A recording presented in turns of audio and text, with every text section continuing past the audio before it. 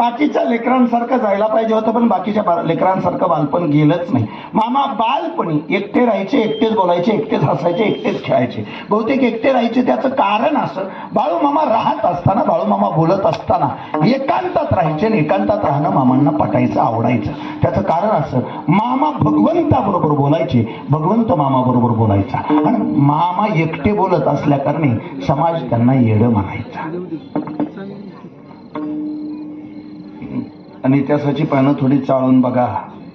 समाजाने ज्यांना येडं ठरवलं त्यांनी महाराष्ट्राचा इतिहास घडवला, आणि जे स्वतःला जास्त शेणे समजतात त्यांनी ती इतिहास वाचला.